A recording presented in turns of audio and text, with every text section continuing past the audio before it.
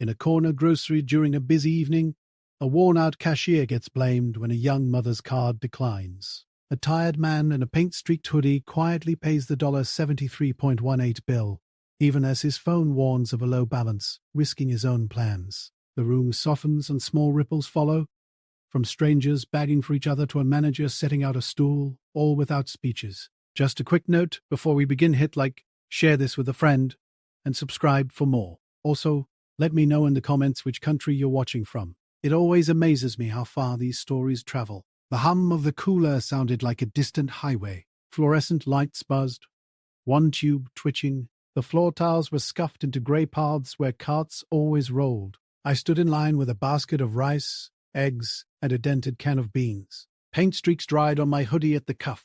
My phone screen had a spiderweb crack over the corner of the clock. The cashier was young. He had a faded wrist brace and a name tag turned backward. Short hair, neat, like he'd tried. He scanned a loaf of bread and a dozen small things and kept saying, gentle and flat, "Hey, paper or plastic?" People didn't answer, but they nodded and held out cards. He typed a lot of 4-digit codes from memory. Bananas were 4011. He was quick with those. He waited out the slow moments without leaning on anything. Behind me, someone in floral scrubs held a gallon of milk and a baguette, like a balancing act. A teenage boy behind her had earbuds in and didn't take them out for anything. The line kept the slow grocery store rhythm. Beep, bag, beep. A woman in a yellow raincoat wrestled a cart into his lane. Her hair was up in a messy bun. A toddler sat in the little seat, heel of one sneaker, kicking the cart bar. The kid clutched a green plastic dinosaur. Raisins, pasta, peanut butter, small apples, a case of water, toilet paper, more small things. The woman kept moving them from cart to belt, hand quick, jaw set. She had a list, folded and damp, at the edge. The cashier said, "Hey, paper or plastic?" she said. "Whatever's cheaper," without looking up. The limes stretched to the end cap with the cereal. The fan over the registers squeaked every fifth spin. The toddler made a soft humming sound and slapped the dinosaur on the edge of the cart. The screen flashed red, and the little tone went flat. The woman blinked at it. She pulled a second card from the back of her wallet and tried again. Same red. She swallowed. "Hold on," she said. "It's the wrong card." The app. She held her phone up and shook it like that could bring the bars back. Beads of rain clung to the sleeve of her coat. The woman in scrubs behind me sighed like she'd been holding her breath all day. The teenager flicked his thumb and stared harder at his screen. The cashier kept his face neutral, like he'd practiced neutral. He said, "It's okay. We can try one more time."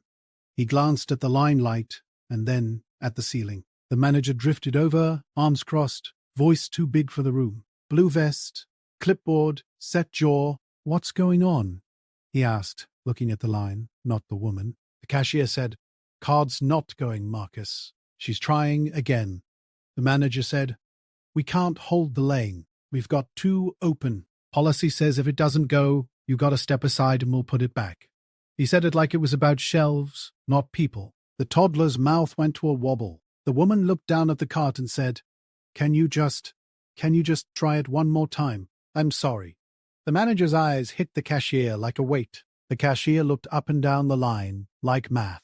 He opened his mouth, closed it. I slid my paint-streaked card across the counter. It made the lightest plastic click on the metal edge. I kept my voice low. "Put it on this," I said. The woman turned. "You don't have to," she said, blinking hard. The scrubs woman made a tiny sound like she'd swallowed a word. The manager said, "Sir, we can't." He stopped when he saw the screen. My phone buzzed with a low balance push. It lit up my pocket through the hoodie, like a small warning flare. I didn't take it out. The total sat on the screen, $73.18, tax included. A good week of groceries if you start simple and build. I had planned to pay my phone bill that night. I looked at the numbers, at the cracked corner of the clock, at the toddler chewing the ear of a dinosaur. The cashier's hand hovered over the button. "Run it," I said. He did. His shoulders dropped a half-inch. He hit the paper feed, and the receipt flicked out with a small cough of thermal paper. He put it on top of the bags like it could anchor them. Something in the aisle unclenched. The woman's jaw loosened. The toddler stopped wobbling and leaned forward, interested in the receipt, like it was a ribbon. The night outside pressed less against the glass. The manager shifted his weight from one foot to the other. He looked younger for half a second and then back to his job.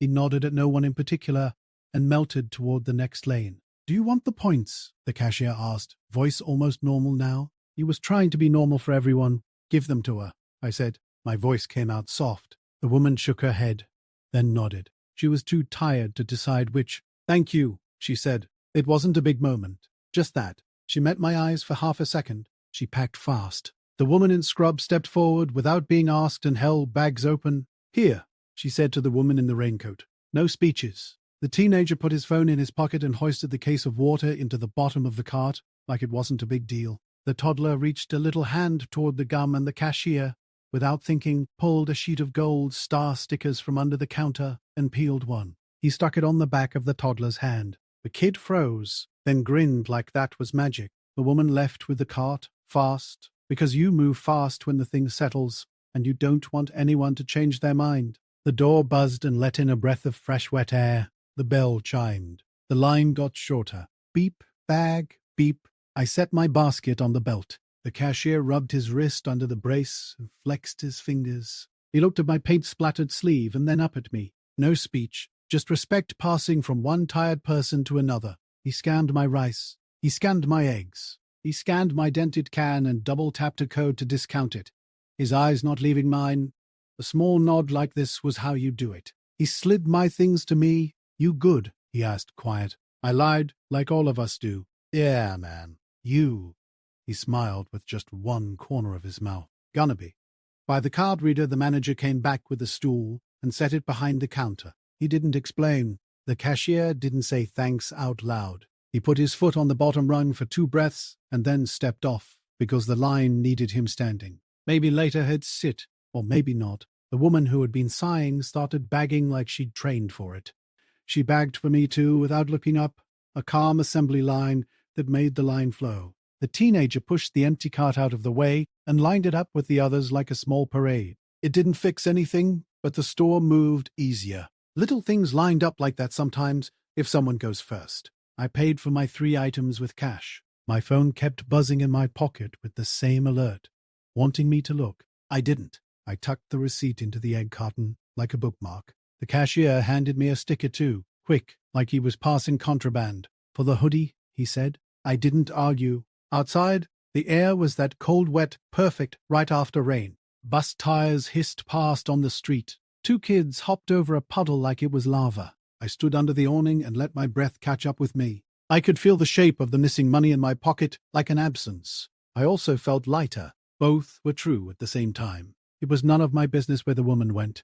But I watched her cart until she turned the corner and it was someone else's block. I watched the cashier pull his shoulders back and lift his chin as the manager spoke to him softer than before. I watched the scrubs woman laugh at something the teenager said that I couldn't hear. The store looked the same. It was not the same. On the walk home, the night felt like it had one less sharp edge. Porch lights glowed. A man dragged 2 cans down a cracked sidewalk. A black cat watched me from a window and blinked. I passed the bus stop with the torn timetable and the wobbly bench with gum pressed into the metal at thumb height. I took the long way around the construction because I was in no rush to go back to my quiet place. It didn't solve anyone's rent. It didn't fix the way managers get pushed by their own managers, or the fact that phones go to the red sometimes right when you need them. I still had a bill waiting and a job site that might or might not call me tomorrow, but the room had softened around a person who needed it. The line had remembered it was made of people. We all shaved a corner off a problem, and it fit better for a minute.